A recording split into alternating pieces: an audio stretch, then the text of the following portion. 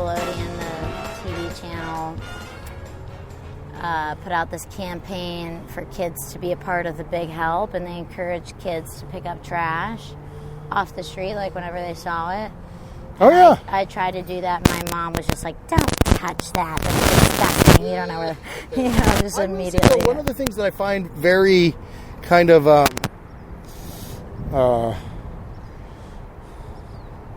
these bees are getting a nice little walk today.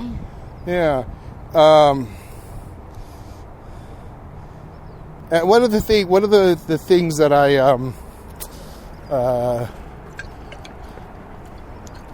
what did you say? Oh, picking up trash. Oh, one of the things I appreciate about how you go at your work is you're like unconcerned about a lot of that, like energy. Is like you are willing to get dirty and messy and this. And so I want to ask you this with kind of the mystery disease and these extreme positions. Have you thought about, because also the Catholicism, how fetishy or kinky you are? Oh. Because I think that there's a level of like kind of masochism to some of the stuff you're doing. Sure. Yeah. I used to work the door at a fetish club. Oh, wow. Yeah, I got all these crazy experiences in my life. Wow, those are so pretty. Be careful! Be careful! Whatever, it's fine. I thought that was going to be one of those trenches. That you could drop off. Yeah. But he's fine. But yeah, I think he'd be all right if he fell in. Yeah, no, it's just this part that's dangerous. That part is like all flat for him. But so one of the things I notice is that there's a lot of people there who are, obviously working out a lot of their trauma and drama. And I see you doing some of that stuff on stage. There's a lot of, like, even you have the scene in Nate where you're spanking yourself. Oh, get somebody to whip me. And I think for sure the performative aspect of that. But I also look at you as a person that could probably really take a fucking beating. You've got probably a high pain threshold, and you're probably the kind of person that could take a lot of. Let's go! Uh-oh. I may have to go retrieve him. Aw, Barney. It's all right. I'm actually supposed to be... hopefully we can get back to the merry-go-round by 11:30. Are you meeting somebody? I'm supposed to meet Margot and go to get our COVID test. Do you mean text her? I just texted her. Oh, okay, cool. Yeah. But I told her 11, but whatever. It's like, everything's a little relaxed anyways. Yeah. At least it's outside. Barney! I see him right there. Ugh. I think the echo is messing with him. Barney!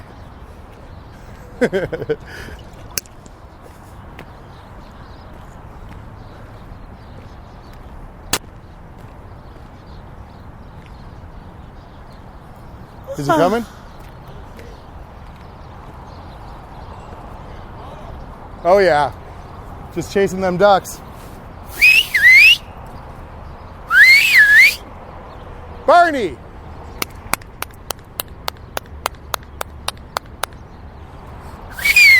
Come here, bud! Barney! Barney! Over here, bud! Come on, buddy! Come here! Barney!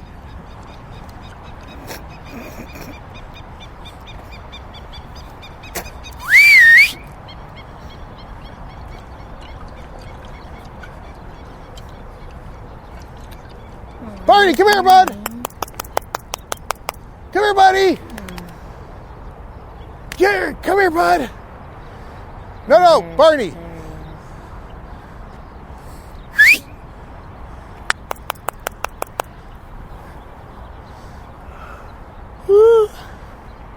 Over here!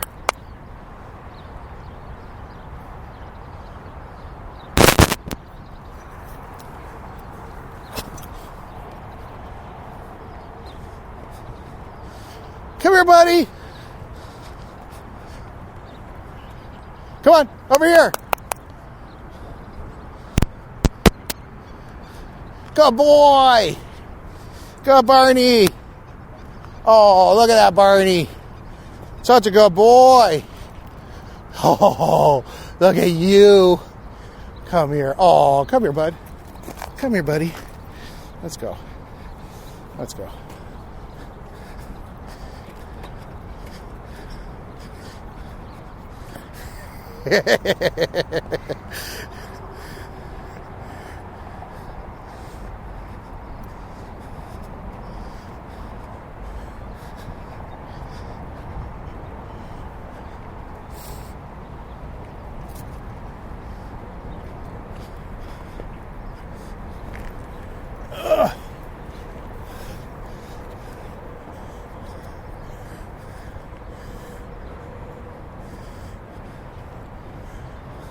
Look at that! Ah, there Look at that mad dog. Barney. Just like the call of the wild just got him. Where was he? I couldn't even see him. He just went around the bend. Then I saw him go up to the top. Yeah, wow. And then I think he went the wrong way at first. Yeah. And then, so I think what happens is down here it echoes. So he can't tell where my voice is coming from. But then when he went up top, he could hear my voice directly. Oh, and he came running towards me. And he like, basically all the way that corner. Was he going the wrong way? Oh yeah, he just got confused chasing after the ducks. And now I got to carry him for a little while because the call of the wild is in him. And he is not going to want to fucking leave. Which is, it's fine. I love it. It's only natural. Call of the wild. I love seeing him in that mode. Yeah. But it's like he's... Nope. Aww. I like his little leash. Yeah, this is the one they gave me for $2 at the pound when I got him. Aww. Yeah, this is whatever, just the cheapest basic version. They say that you shouldn't really have those fancy extension leashes. No. And my trainer told me he's better on what they call a slip leash, so that as he pulls away, it chokes him out a little bit. Right. So Speaking of being choked out. Oh, yes, back to... So but do you have... Like, have you ever been in touch with your kinky side? Because, again, like, to me, it was almost like a coming out when I realized it, because I'd been doing these things in my life without... Because, like, there's this thing called FetLife. Have you heard of this? No. Okay. But I don't think, like, I categorize myself in that way. Or okay. I just, like, if I want to do something, I just do it. But I don't have, like, a strong pull towards it. I like to, mess around or have fun, I guess. No, I guess the only reason I'm asking is because, like, with kind of the, and again, this is related a little to the mystery illness, right? Sure. You're going to these extreme kind of like things, which I think is, again, like, I think it's amazing. I like, if I said it like this, you're one of my favorite eccentrics. Is that an insult? Eccentric? No. I think though, like, how big do you think that the beasting community is? Well, I don't think it's that big, but I think it's hard to get to because there's a lot of prejudice against it. Like, information about it, and alternative medicines are kind of shunned by Western medicine. But I mean, that's a whole other thing. But I appreciate you trying and experimenting and seeing if it works, I think, like, because I've had such a challenge, like, getting better, and, this year I finally got diagnosed with Lyme disease. So it felt kind of better to have, like, a name, a diagnosis, I guess, around it. Yeah, but, for sure. Like, the people who do, like, there are Facebook groups for bee venom therapy, and the people in those groups, a lot of them have tried everything else before they come to doing it. Yeah, oh, for sure. Or before they have found it, so, what was the question? Oh, yeah, so I'm just always wondering, for me, like, dealing head on with, and I'll just say, like, for me, it was probably more of ideas of queerness. Like, I'm talking a lot in my book about, like, now I don't know exactly what my sexuality is, but I know for sure my mom was trying to make sure I wasn't a fag. Right, yeah. Like, like the culture I was raised in was like boy toys and learn how to be a man. Yeah. And I am a fucking sensitive, sweet, like very kind of emotionally forward. And those are not things that are like rewarded in young men, you know? Yeah. Might as well go up here. It'll chill his fucking jets on. So what I realized that part of like going into. I can't really hear you. Yeah. But yeah, I think I am an eccentric. I like the idea of being eccentric also. Like, I think it's fun. Yeah, me too. I will say, like, when I was a child, I was both like enamored of it and afraid of it at the same time. Right. Yeah. I wanted to be myself and unique and weird, but then, you know, that was punished. Yeah, that's a shame. So, but what I'm saying is, like, when I think of, like, let's say the fetish world and your capacity for being able to go to these extreme positions in your performance, sure, right? I see that there's like an affinity there, right? Yeah, I mean, I definitely like putting myself in uncomfortable situations, and I like to see, like, once you brought up having a high threshold for pain, and I definitely do have a high threshold for pain, but also, like, part of it comes from, like, determination, and, like, I won't let myself give up, and I think that's kind of why I push my body to its limit when I was doing the water fast. Like, I should have quit way sooner because of how sick I was feeling, but I was like, I'm gonna do this like 20 days, and, you know. Yeah, but so to me, like, there's a little bit of a masochistic aspect to that. Yeah, I don't think you're wrong. Yeah, and all I'm saying in that is because you have the power and the strength to be in that, to allow that to be in that modality, right? Not very many people can, but the people that are in the kink community, right? Mm-hmm. Or they're like these, like, Chris Angel types, you know? Sure, yeah. But again, like, I look at a lot of the stuff that those guys do as a form of public masochism. Yeah. You know? I think for me, like, a lot of the stuff I do on stage is partly because I learned at an early age that shock value like, shock gets laughs. Yeah, sure. And so part of it is just, like, willing to go to places where I think the audience will be really surprised that I go. Yeah, and also, though, but you don't have a real big shame factor around that stuff either. No. Yeah, which is, I think, a superpower. Oh, thanks. You know what I mean? Because I think so many people are wrapped up in their own little tiny pieces of fucking, you know, bullshit that... Maybe because they think about it too much. Yeah. It's like, if I want to, you know, pull out a whip in the bedroom or whatever, it's like, yeah, I'm just going to do that. Yeah. But not that I wouldn't say that I don't have any kinks. I just have never explored it. I have never. No, not that I haven't explored it. I just haven't ever, like, categorized it or I haven't found one that I, like, do repetitive, like.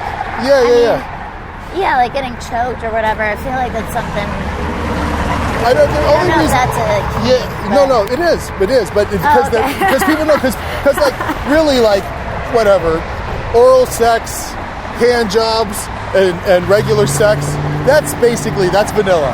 Everything outside of that is kind of like edgy towards kink. But kind of why I'm bringing it up is, like, I think that there is a cathartic value in actually, like, let's say, diving deep with that energy. And I think talking about like psychedelic healing and stuff like that, there may be a way of, so there's this guy, Bob Flanagan, who had cystic fibrosis, and his whole life, his family told him that he was going to die. You're going to die, you're going to die, you're going to die. Fucking, give up now, right? Yeah. He lived well into his 50s being a masochist. So he was able to take, because he was like, and one of the ways that there's a great documentary out there on him. It's called Bob Flanagan, Super Masochist. But and the reason I'm even kind of like crossing over these two ideas is that maybe there's something in going to this extreme place with your body that will help charge something that will reduce the symptoms of the Lyme's disease. I don't know. Oh, it's I don't Lyme? know. I don't know. I'm just saying, like, what are the symptoms of the Lyme's disease? Well, it's many symptoms. I mean, the part that I am, like, hyper-focused on... By the way, thank you so much for your being so candid. I fucking love... This is amazing. This is amazing. Thanks, Sean, yeah. I love it. Like, for me, the part that I was so hyper-focused on, and while it came with an amalgamation of a ton of different, like, mystery symptoms, like, was like at the onset was having like really bad panic attacks that I had never had before in my life. Yeah. Rashes all over my back and my face. And then just like feeling like I had the flu all the time was like a big one, but I kind of ignored all those things. Not that I ignored them, like they bothered me. But you just pushed through and did what you were... What bothered me the most was that I would get sinusitis. I still have, you could hear it in my voice, I'm always congested. And so, but what I have found out is that whenever I get my infection levels under control, like whenever my immune system isn't stressed, I don't, like a lot of people describe my voice as squeaky. Because I have this like rasp and this like but that's only happens when my infection levels are up. Do you still have your adenoids? My adenoids? Adenoids? Oh yeah, I explored all that stuff. And your doctor wouldn't take them out? I went to a billion ENTs and they looked at my adenoids and they're like, oh no, they're fine. I mean, sometimes they would. Some doctors would just prophylactically remove them because they're not necessary and they're prone to the infection. I guess we can go this way. I tried to get into this tunnel. You see this tunnel here? I think it'll be easier to get to it on that side. Oh, that's where we went before. Got it. Yeah. We'll just connect back. Okay. To the other. But yeah, so that's the part that I like kind of hyper focused on, even though I was feeling like ill all the time, and then eventually like I started losing feeling in my left arm and the left side of my face. Go. Okay, this is the treacherous part of the hike. We're gonna get crazy here. I'm just gonna cross the street. Okay, well, let me carry your stuff. Or is this too much for you? Yeah. Okay, we could just keep going down. No, it's okay. You go ahead. We'll just keep walking this way. I'll go over there. Yeah, we'll just keep walking this way. I don't think I'd make that not with these shoes. Yeah. But come here, bud. Barney. There he is. It got to the point where like I couldn't get out of bed in the morning, but not that I was like, oh, I'm so tired, I can't get out of bed. Like, you know how you're talking about sleep paralysis earlier? Yeah. Like, I felt like my body was dead. Like, it was so hard to move anything. Yeah. I was like, I might as well be dead. Like, I feel just dead, but conscious. And that was kind of like at the worst of it, but my face was like a weird thing. Like on my left side of my face, I started losing feeling in it. I would just like look in the mirror and like try to move it. Like, so you had like almost like a Bell's palsy, just to make sure that I could still. Oh, gotcha. Move it, like almost like a Bell's palsy kind of thing. Yeah. But I would just be looking in the mirror and like trying to move it, but it wouldn't move like as much, but it would still move. Like it never got fully paralyzed or anything. But so those were some of the symptoms. Yeah. So when you say infection levels, is there something that you can gauge, like do a blood test or? Oh yeah. So like that terminology just comes from like hey. No, get over here, Barney. Oy. Ooh. Scared me. Little punk. Sorry, I don't mean to make us walk all the way around. That's all right. I could have just crossed the street, Sean. No, I just couldn't. The reason I didn't go originally because I couldn't tell where the fence opened, so I wasn't sure how far back you would have had to go. Oh, sorry. I should have just gone down the hill. It's all right. We're making it work.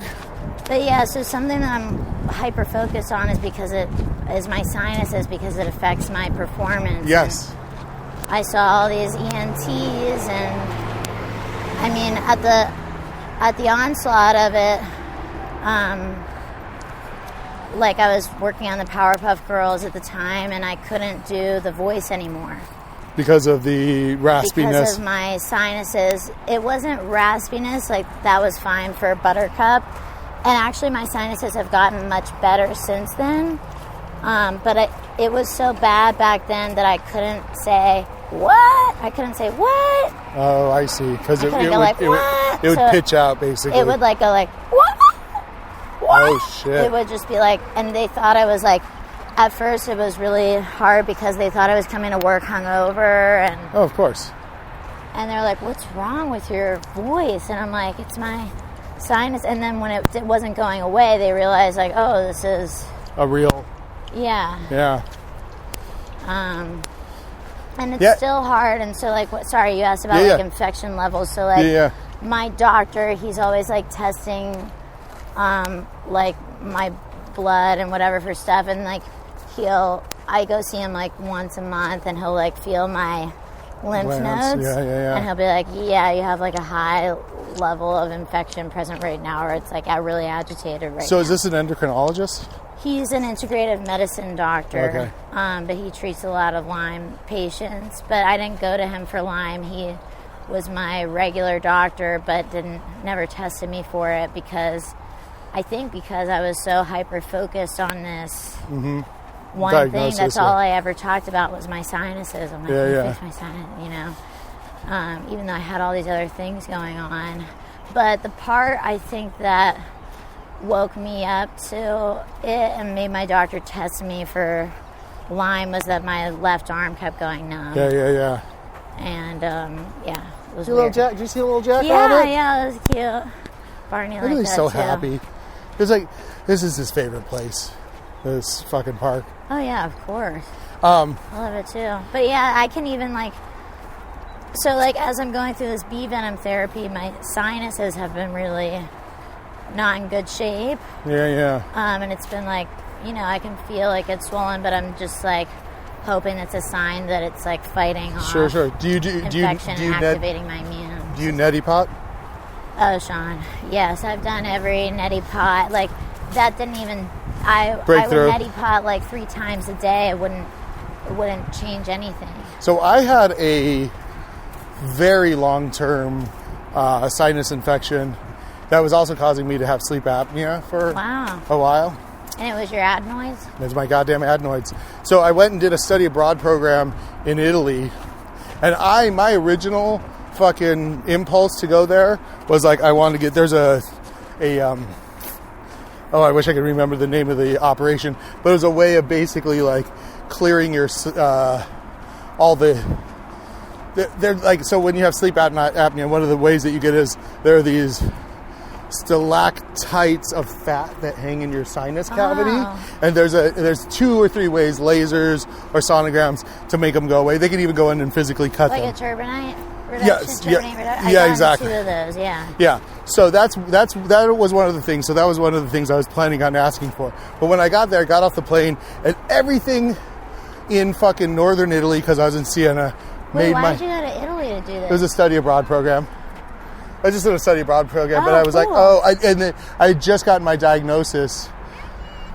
So I just gotten my diagnosis, so I was like, let's see if I can get that surgery done, because I know they have socialized medicine. And I was like, I knew that the healthcare system here was so fucking corrupt and weird that it's like you have to like carve through so much bullshit. Like I even went to an ENT and fuck this asshole. I said, I got the sleep apnea, I want to get the surgery. And she was like, I don't think you're a good candidate for it. I was like, why not? Why? Like, it's like she wanted to put me on a CPAP, and I was like 28 or 29 at the time. A CPAP at 28? Yeah, so I was like, just do the fucking surgery. But she's like, she was a coward or whatever. She didn't think she can get approval on it. And I was like, no, surgery is going to be the way to do it. And rather than fucking put me on a machine that I'm going to be on 30 years. Yeah. Fucking stupid asshole. Whatever. Yeah. So when I got to Italy, I started consulting because, I got the sinus infection that just would not go away, like completely blocked. Wow. So I started talking to doctors, and I'd take the TAs around to translate for me. And eventually this doctor's like, oh yeah, we'll take out your adenoids. Just like that, just no problem. Yeah, this is adenoids. You need an adenoidectomy. And I have not had a fucking sinus infection since then. Wow. It is, I would say it is 100% your fucking adenoids. If you can get somehow talk to some... reacting to... So what ends up happening? So the adenoids work as these kind of flaps, right? Behind your thing. So what they end up doing is you get the buildup of the mucus behind the flaps because it won't clear, and then the mucus is what gets infected. And that's what's causing your infection, is the buildup of mucus behind the adenoids. So they may not even be seeing an infection of the adenoids, but the mucus that is being contained in your head because the adenoids are in the way are what's causing the fucking infection. I think. I'm not a doctor. But that's how it worked for me. And that fucking, it was like hitting a reset button. Wow. I fucking could smell things again. I could breathe. My sleep apnea went away for a few years. The thing that's weird for me is, like, I can breathe, like, and I can smell. Yeah, but I bet you it's like, feels like it's back at the roof of my, yeah, so that's, is that it?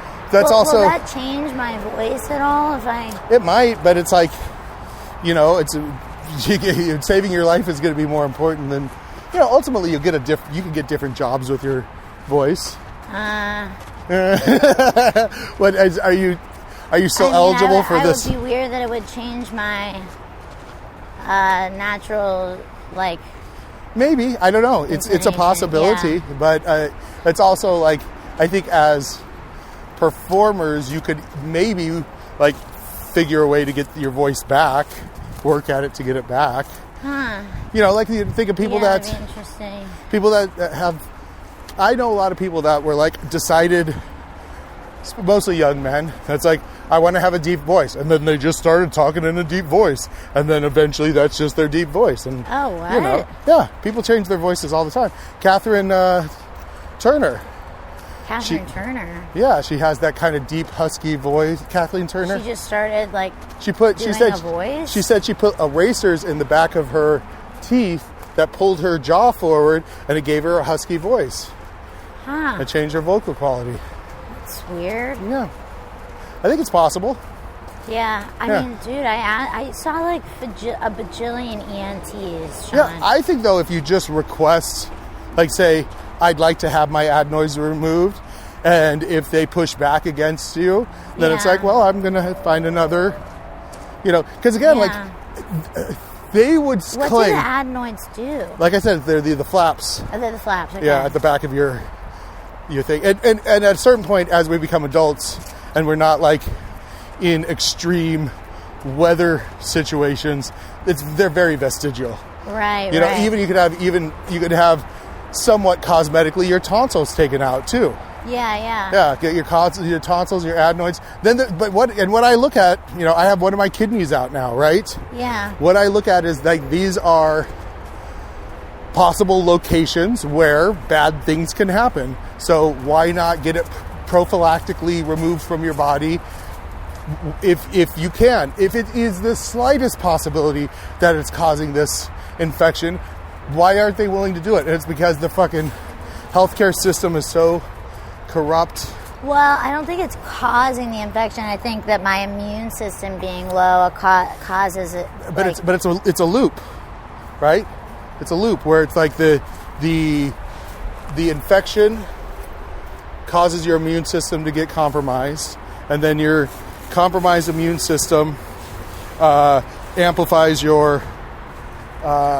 You know what I mean? Like, so it's a biofeedback it does thing. Stress me out, whenever it's happening, Yeah. But and also again, like, where does infection come from? Well, in this case, it comes from the Lyme, I guess. But no, it comes from typically when people get infections. It's like there's just stuff in the world that could possibly cause us to get. Your immune system's low. So your immune system typically gets compromised when you're stressed out. Yeah, that's what my doctor was saying. He's like, 'cause some people, they can get bit by a tick with Lyme and they don't contract Lyme because their immune systems are good. I think that's the reason I haven't gotten fucking COVID is because, and like, I am a fucking beast. Yeah. I literally, like, I had that fucking sinus infection for like 6 months. Yeah. But beyond that, and the fucking kidney cancer. But again, it was just a kidney tumor. And I actually, my theory is that tumor was caused by fucking the medications they were giving me for my blood pressure. Oh, I'm sure. Yeah. So there's pharmaceuticals are a big fucking mess. I mean, they literally say that you can't take a lot of medications because it'll be harmful for your kidney, but then they give you and load you up with all kinds of medications, and then my kidney fucking gets a tumor in it. It's like, then nobody looks in the mirror and says, did I do that? Yeah. No, they're just like, well, whatever, your blood pressure and your cholesterol and blah, blah, blah, No, they don't take any responsibility. Well, and also they don't look at people holistically. Yeah. No, that's a huge problem. Is like, they just treat symptoms and not the root causes of. That's why I like my doctor that I'm seeing now, like, because he is all about, like, looking for root causes and Yeah. But yeah, if I could just get rid of this fucking. Well, and even why I brought up the let's say the masochism stuff. One of the things I'm even thinking of is maybe there's something in you or your makeup or your body that needs to have your, I don't know, your nerves or your whatever activated in that way. Because I look at to be stressed. Yeah. But here's I thrive on it. Yeah. Sure, but here's the difference between like going out and trying to accomplish Hollywood and that level of stress. Let's see here. Right here. Trying to think of what the shortest distance. Yes. Okay. Cool. Come on, bud. Barney. Let's go. It is, and one of the things that's good about kink, right, is like, there's a negotiation, there's setting your limits. It's also knowing that you're in a safe space. Yeah. Right? So when people go out and stress themselves out at work or whatever, they're not doing it in a kinky, consented way. They're doing it in I don't know what my boss wants. I can't read his, and it seems like the company's gaslighting me. And so people get stressed out from that kind of basic factor of like the not being sure. But now imagine if you're a person that has a high pain threshold and you found a dom or some sadist that could give you exactly the kind of, and I'm saying this from, like, I've seen it. I have witnessed it with my eyes. These women that come in and they seem like they're anxious, nervous, whatever, like unsure of themselves. Okay, you get the shit beat out of them, and they come out of it like just like they're just because it's the endorphins. It is actually, there's a level of control. There's a level of like really like these ladies are like take a licking and keep on ticking because they have it in them. But they haven't had that. It's a rush. It's a rush. Oh, for sure. I've seen people so high after their sessions, and I feel like this was an intuitive thing that I reached, but when I see you on stage and you're doing some of this play around this, I'm like, and maybe, I don't know, I'm saying also maybe you build a show around somehow. I'm just saying, like, it might be a little bit too much, But because I think there is a way in which performers almost get more out of the thing that they're doing if they're being observed. Sure. Does that make sense? I mean, yeah, you just get a rush off performing. Yeah, like no, but I'm also saying, like, let's say if you got a real dom, somebody to spank you, and you're doing bits while you're getting spanked or something like that. I mean, to me, that's like, it would be so, like, you just don't see that. That's part of it. And it's also there like... would have to be a way to subvert it. Yeah, the way to subvert it is you're telling him what to do. I mean, I kind of do that already. Yeah, exactly. You're a toppy bottom. I mean, I have, like, somebody... But it's all, like, in fun. Yeah. But this is also the thing about all of this stuff is it both can be in fun, therapeutic, real pain. Like, real pain. Sure. And still have the cathartic effect. I think it's not. And when I even present, I kind of presented it a little obliquely to you because I saw it with you on stage. I'm like, oh, wouldn't it be interesting? Because I see a lot of performers playing in the kink space. Yeah. Without really, you just want something that's like directly like this is kink instead of like maybe yes, but I also think like if you explored it and understood what you liked and built a show about it, it's like. It's almost putting it on stage allows other people to feel more accepted about their ideas of what it could be. And I'm only, again, like, this is like planting a seed that may not grow for years inside of you. But I think it's already a seed. I mean, I think I already do incorporate it. Yeah, for sure. This is even why I'm bringing it up because I look at you as, because you are such a fearless performer, you are I've told you this when you spit on me during the idiot workshop. Did I spit on you? Well, yeah, you were. John was like, Natalie, tell him to get out of here. And you got in every single person's face and you're like, get the fuck out of here. And there was spittle coming out of your mouth the whole time. Can't do that in COVID times. No. And it was just like, that's when I decided I got to take this idiot workshop. I was like, this work is amazing, But I also think that's in a weird way, kind of, especially in the twisted world of Los Angeles and what clown 21st century, like, we're not fucking red-nosed fucking British guys. No, we're doing something darker, weirder, more challenging because this is fucking LA. If we don't do it at a level that is like exciting to the whole world, what's the fucking point in being fucking in goddamn Los Angeles? Yeah, but I would also say that like red-nosed clown I think is the most challenging. Like I can't do red. Yeah, like, fuck that. It's corny ass bullshit. I'm sorry, I think it's the problem I have with it. It's the most hard thing to achieve, like the purity of it. Sure, that to me, a lot of that stuff though feels like receding goal line bullshit. That a lot of fucking maybe people that practices don't do it in the right. I mean, I got a lot out of Mick Barnfather's class, and he is doing pretty, and fucking David Bridell. They're doing very straightforward red clown, red-nosed fucking clown, classic shit. I also think until you fucking are Gaulier and breaking the fucking plates, until you get there, you can't ever accomplish it. Until you're in that spot, you're always going to be chasing after something. Then he captures it, and he fucking starts a school after that, and he's just like, fuck it. You know what I mean? Yeah. Like, he got to that. But I think like Bridell or whatever the other guy you mentioned was, like, they're doing a disservice to it by maybe, like trying to pay attention to the rules too much without allowing, like, any deviation for people's, like, but also I think that they're both British. They're both British. Yeah, and but I think that's, like, where you get the plate smashing and stuff is by allowing people allowing people to explore, like, a little bit more. Is French.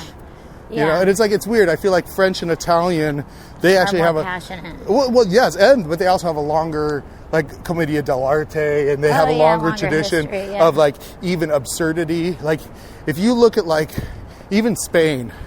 So I have this theory about the surrealist artists, right? Like, Dali,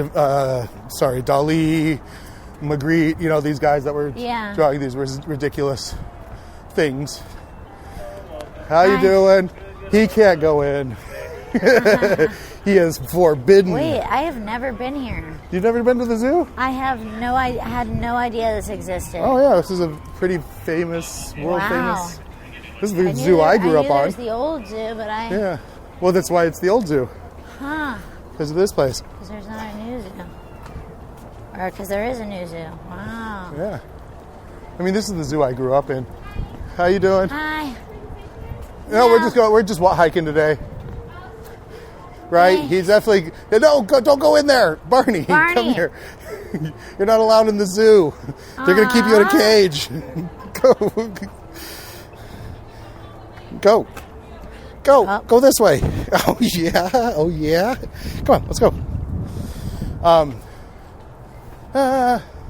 Wow, Sean, you haven't drank any of your water. I forgot to bring water. I will get a drink. Did? You want some? Okay. I'm usually pretty good. Thank you. You're welcome.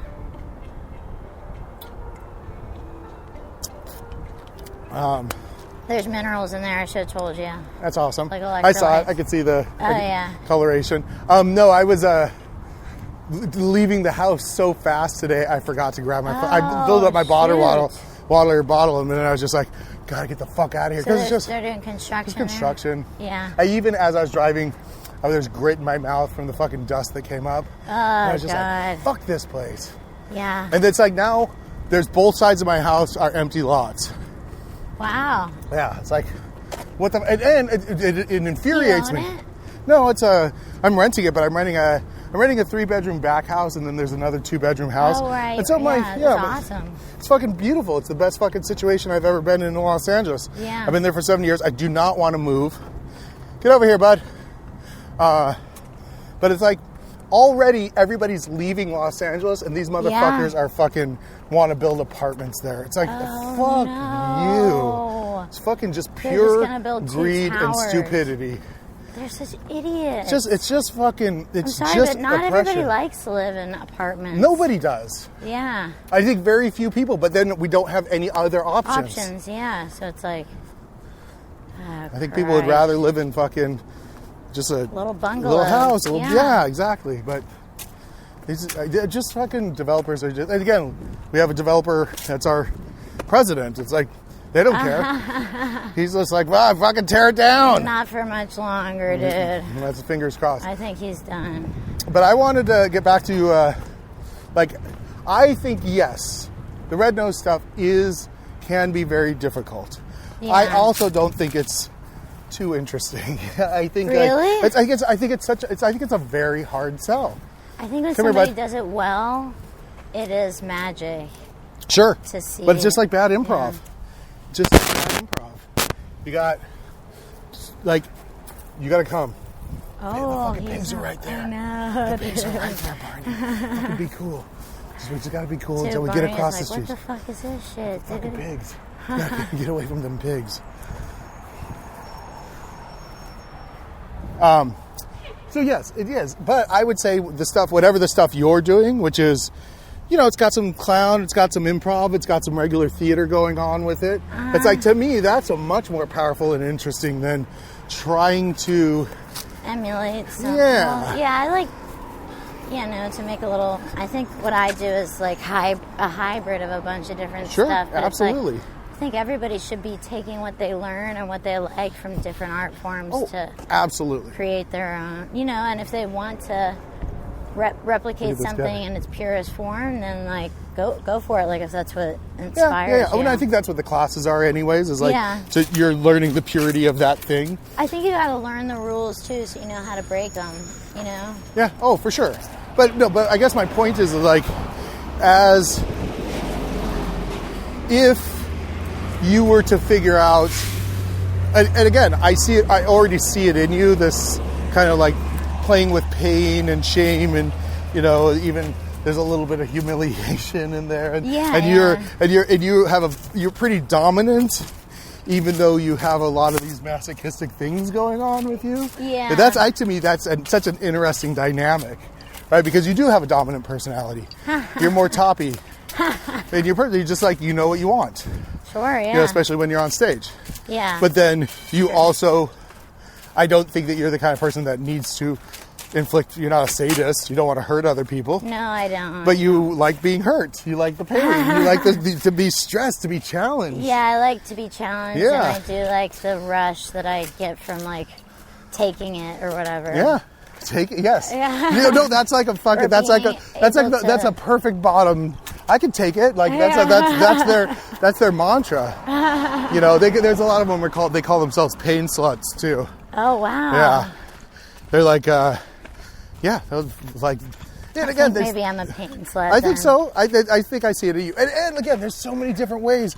There's whips. There's clothespins. There's electrocution. I mean, even with the beast things, I'm like, I get excited to do them because I'm like, this isn't gonna hurt. You said, but also you were like, I need your help with something when I get there. I hope you don't mind. And you're just like, here, sting my back. I'm like, okay, creep. No, I'm just kidding. I'm joking. But that's the thing is like, you have this level of kind of transparency. You just are so yourself that you don't have any shame about any of that. Like this is what I was saying. Like I would feel like my self-identity sometimes runs in conflict with me. Even I could do it on the podcast, admit like, oh, maybe I'm not necessarily 100% a straight guy. Ooh. But it's like, but in my real life, it's like, yeah, look at that girl. You know what I mean? Yeah. I try to be in a position of like this overdetermined heterosexuality, but it's like, I don't feel that way. Sure. I don't, it's like. I mean, I think we all have that, and the complexity of. Yeah, there's all complexities. Our sexual identities. Who knows what I'm like behind closed doors. But even again, like I would even say you don't even need to do it behind closed doors because you're a performer and you could explore this. Hey, Barney, get over here. Come here. Get over here. Oh, well, actually, they can come out that other gate over there. Barney. Let's get over here. Come on, over this way. The pack's going over here, Barney.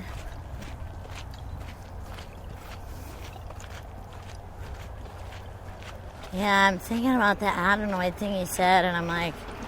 I mean, I would just hunt a doctor that will just do it for you. I think it is my adenoids, and that's why, like when I was first having the problem, I brought it up to so many ENTs, and they're like, they're fine. Come here, over here. Yeah, actually, there's another one down here.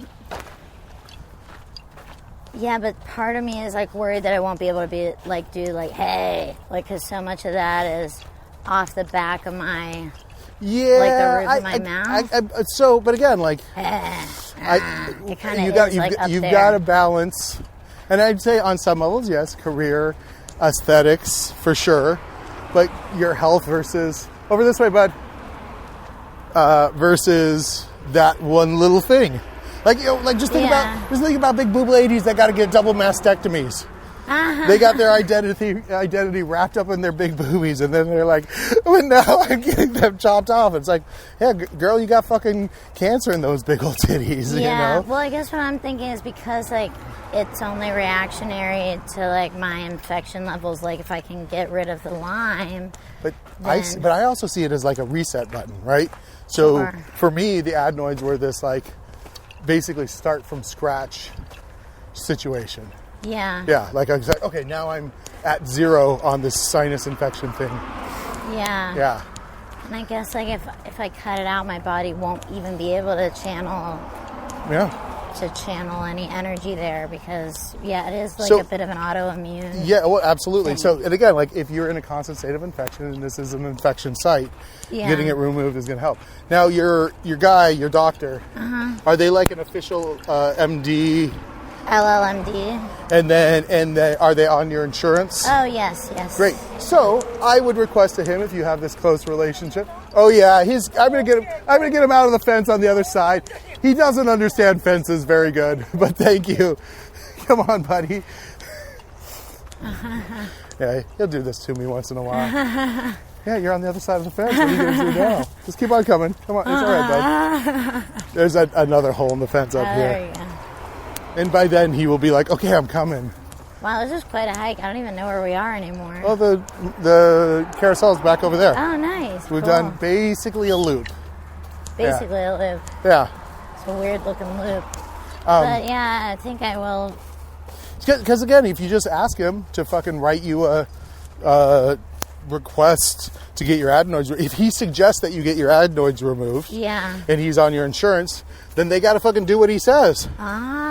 He's the guy. Yeah. So you tell him that. Say, hey, I'd like you to write a, and how long is the recovery time for that? Oh, fucking nothing. Really? So I went in. I was in Italy. My Italian was terrible. I went in on an afternoon. No, it was like noon. Over here, bud. Come here. Barney. Right here. Right there. Over here. You got it. You got it. Good boy. He's pretty smart. So cute. He also knows if I don't freak out, he has no reason to freak out. Yeah. The same with bees, like, and probably, a lot of animals just sense your energy. Yeah. And that's why when you're capturing the bees, you're not supposed to, like, really freak out. Like, just stay calm.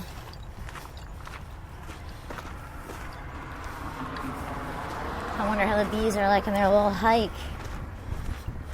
So you and Margot are going to get tested? Yep. Maybe we'll see Zach. Oh, nice. Yes. 100%. Is she worried she has it, or you guys just get tested every week? Every couple weeks. Oh, cool. Are you guys dating? No. Oh, okay. No. I mean, I feel like I'll put it this way. I'm just slowly eroding. Just keep on hanging out. I think love Margo. She knows I'm attracted to her, but I don't want to be so overt to be like, shall we date? Yeah. Because ultimately, I'm looking for somebody that is going to be like a friend. Somebody that I can hang out with, somebody that I can chill with.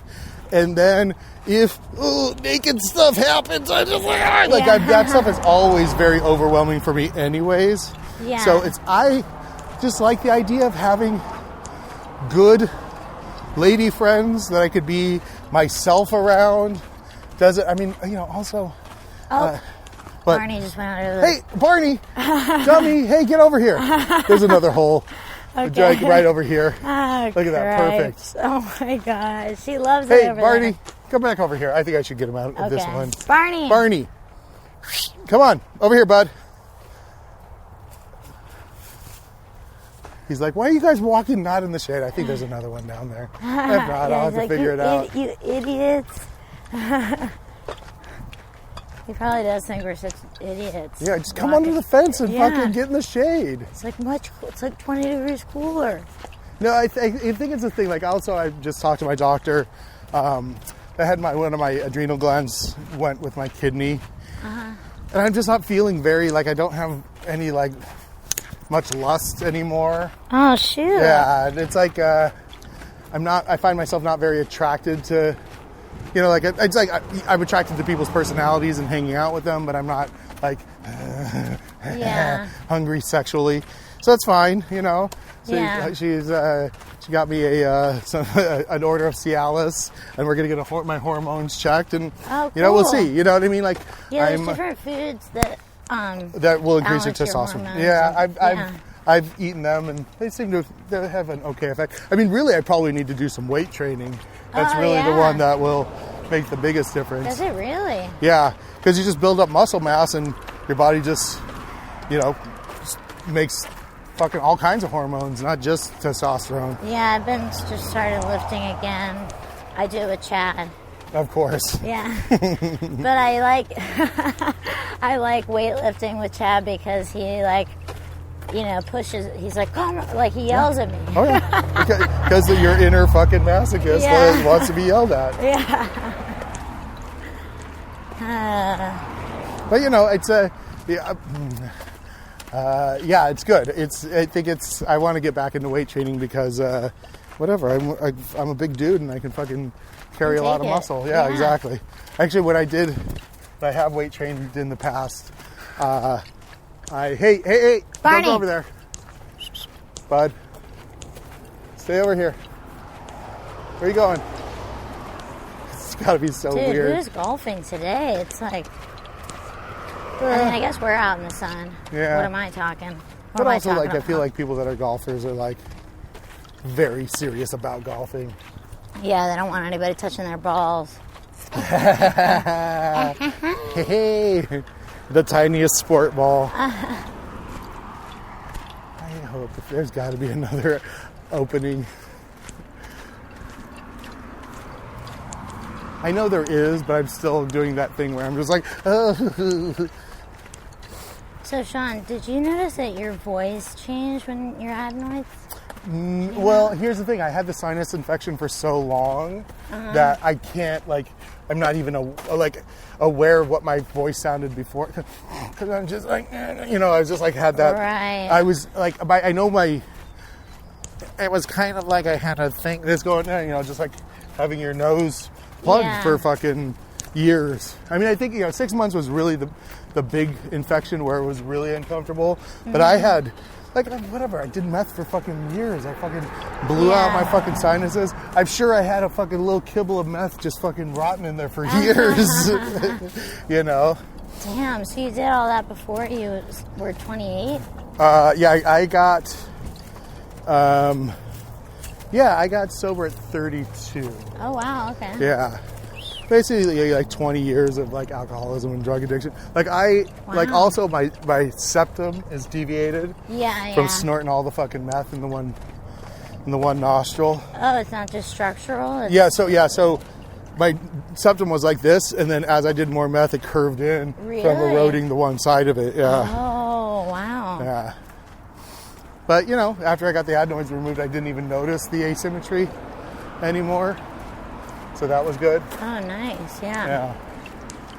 Yeah, I gotta look back into this adenoid thing. I'm glad I talked to you. Yeah, I know. I mean, I'm glad you talked to me for many reasons. This has been a great talk. Yeah, I think we went a little bit longer than I would have expected because, you know, at a certain point, I was like, once we got on the river and we were coming up that way, I was like, oh, I know we're gonna have to walk all the way down the park. Oh, yeah. But basically, at least we got a good exercise. Oh, yeah. So, but basically, at the end of the fence, if we cross the street, the carousel's over there. Oh, awesome. Yeah, we're not that far away. Awesome. But, you know, I am still running late for Margot. I feel bad, but whatever. Sorry, tell her you're late because Okay, I'll blame you. I had you sting me this morning. I'll throw you. Well, that did add a little bit to it. That did a little bit to it. Yeah, for sure.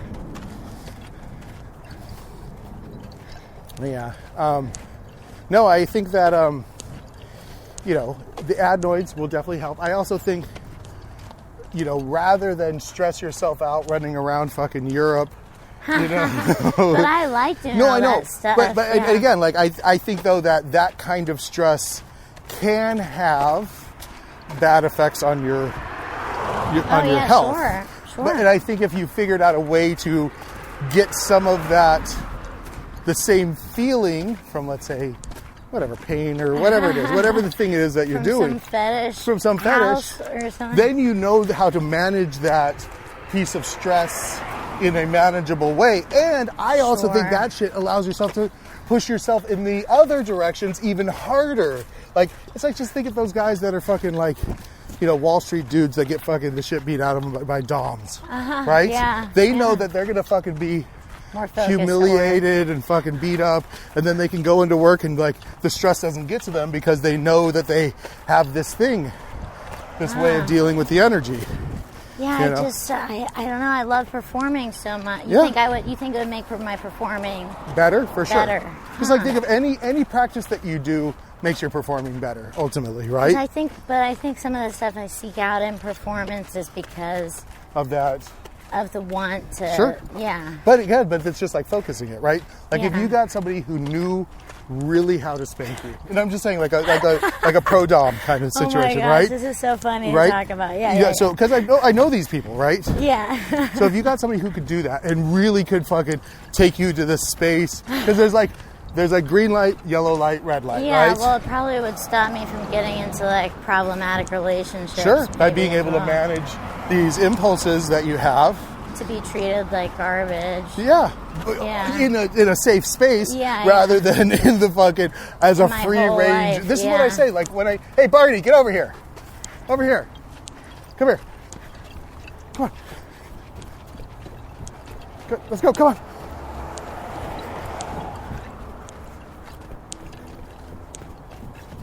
There you go, buddy. Over here. Come on. Right here. Over here. Come here. Come here.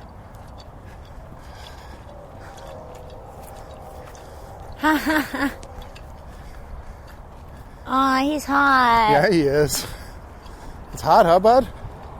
I know. I'll carry you a little bit. Oh. Here, should I give him some water? We'll get some water. He was definitely drinking out of the river. So I think he's not too thirsty. That's right. I think he's just hot. Okay. Aww, he's so cute. Oh, he's a little baby. Must have lost their sock.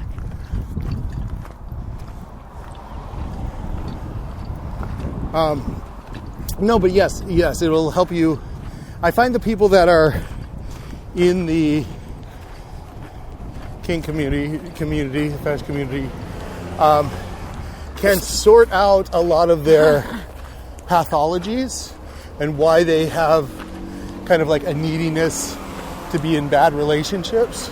Yeah. By having this compartmentalizing their desires in different ways. And when I see you, I'm like, you're the kind of woman I look at like, yeah, she should just be in fucking awesome relationships rather than, you know what I mean? No, partially because you're smart and dynamic and you seem in most ways to have your shit together, you know? I'm all right. Yeah. You're like you to me, you seem like a movable feast. Thanks, Sonny. Yeah, I think I'm a feast as well. Yeah. No, it's again, like if you can sort out that part, it's like then you don't have to necessarily, because I think what happens in like, let's say, dating, heteronormative, monogamous kind of square dating, it's like, I'm going to get all of my needs met by this one person. Yeah. That's silly. Sure, but that's all I really need. I'm not, you I don't say want to that. No, I think like I actually really don't want to date a bunch of people. No. It's not even about dating about a bunch of people. It's about being able to find people that will fulfill whatever needs you have, right? Sure. But I think that part of that has to do with like, sure, romance and sex could be the same person. Yeah. But romance and sex and maybe some other kink stuff may not necessarily be. Oh, you see what I'm saying? Yes. So, and I think I don't need that person to also treat me like garbage. No, you could go out and fucking outsource that shit. I could just pay somebody to do that. Yeah, or just find somebody on FetLife. Kind of. I would say like go on FetLife and look around and see what's out there. See what's out there. Explore it. Look at it. Like see what people are doing. Yeah. And then fucking message somebody and say, hey, would you mind spanking me or whatever? I don't know how that. I was never able to make that stuff work for myself. But also I'm a dude. Yeah, I don't know if that's exactly what I would want. But again, like no. So, but I'm just saying, like emotional, like logical. Is what I sure. I don't like it, but I gravitate towards it. You like some humiliation. Maybe, but like I don't actually like. No, but if it was in a safe space. Sure, you know what I mean? If it was like, if somebody, like, or like, just even imagine if you're in a scene and somebody's like, you're just a fucking dumb bitch or whatever. And then you're like, you could be in the scene responding to that rather than it being in your real life. Yes. That's the same thing about fetish. It's like they're called scenes. Yeah. So you set up a scene. You're like, I like X, Y, and Z. And they say, oh, I can do X, Y, and Z. What are your hard limits on X, Y, and Z? And you're like, this and this. And you're like, well, what's their safe word? And then you're like, cantaloupe. And then if you say cantaloupe, they stop doing the thing. Immediately. Wow. Yeah. Also, at fetish clubs, the other thing that you get from that energy is, in the fetish club, if somebody says red, that is an immediate stop to the scene. If somebody else hears that say that, they will come in and intervene if the person doesn't stop the scene. Oh, wow. It is. At all clubs, if that's the word? Well, I think that's pretty much at all clubs, but I know for sure it was at the club I was working at. Well, yeah, you say red, and it fucking shuts stops. the place down. Wow. Yeah. Oh, there it is. Woo! Look at that. We did it. You want more water? Because I'm about to go home. You're going to go to you can finish that off. Okay. Yeah. Well, here, why don't you take your straw? Oh, yeah. Thanks.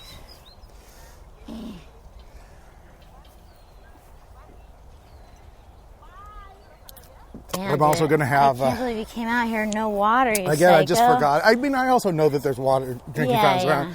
I could also ask Margot to grab me. Sure. Oh, I think I parked over here. I'm parked up. Right. Okay, yeah. cool. Yeah. No, and again, I'm only bringing it up because I think it is a way, just like any aspect of our lives, I'd rather hire an accountant to deal with my money shit. I'd rather hire a lawyer to deal with I'd rather hire a therapist. But this is, I see you are expressing this impulse on stage. No, it's like we become more ourselves on stage. In sometimes, a way, yeah. Sometimes it's the opposite. Yeah. Yeah. No, but I think if you're devising your own show where you get to play the male version of yourself. Is it my? I don't know. I think it is. I think it is. I think it is because I think if you were born into a male body with all the fucking, the weird traumas and bullshit that you had to fucking deal with, I'd be that guy. You'd be that fucking too much, bro. That's probably a little bit true. I never thought about Nate. Because I identify with Nate a lot. Yeah. And like we have similar kind of kookiness. Similar. Yeah. And one of the reasons I do like the overdetermined masculinity has a lot to do with like guilt and shame and weirdness around Jesus and like all that stuff. Yeah. I own a motorcycle. Yeah. Yeah. So did my dad. Yeah. Or does my dad. He's alive still. But does he still own a motorcycle? Yeah, he does. Yeah. They're fun. Yeah. I rode on it a couple times and I was scared. Well, yeah. We did it. We did it, dude. Fuck yeah, that was amazing. Damn. I mean, if you ever want to do another one, let me know. Yeah. Yeah. Sure thing. Yeah, it's nice to just do a little hike anyway. Yeah. I mean, I feel like might as well make it entertainment. Yeah, sure. Because it's like... If you want to edit through all this crap. I don't edit. Oh, you don't? I just fucking... Oh, Barney. Hey, come here, bud. I just fucking throw it into a timeline, throw some music at the top and bottom, and that's there it. You go. Wow. And then the people are on the hike with us. Oh, nice. You know what I mean? Oh, they're going to be on a long-ass hike. Yeah. Again, if they want to listen to an hour and a half or skip through... Go for it. Yeah. Yeah, sure. No, I think it's... And again, as a piece of art I'm making, that's what the art is. Yeah. Is whatever happens on the hike. Nice, dude. I like that. Yeah, because I didn't want to put the burden of editorial, especially I'm doing this like 5 times a week. Yeah. I don't want to put the burden of editorial on myself because that inhibits me from creating. Sure, yeah. Yeah. And I just want to keep fucking... It's a lot of work. Just want to keep creating. Hi, Barney. Oh my gosh, he looks so happy. Yeah, happy and tired. He's on cloud 9. Yeah. This is his pack.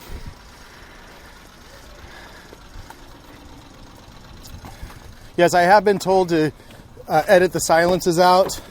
And at some point, maybe I'll do that. Sure. But, until I have any kind of money, whatever, behind it. Fuck it. Yeah. You can maybe get a producer that would just do it pro bono. Damn, that was a 2.5-hour hike. Holy shit, dude. Holy fucking shit. Nice This was workout, amazing. yeah. Again, I'm going to leave it up to you. If you ever want to either go for a hike or record, let me know. Because I do this basically every day. Yeah.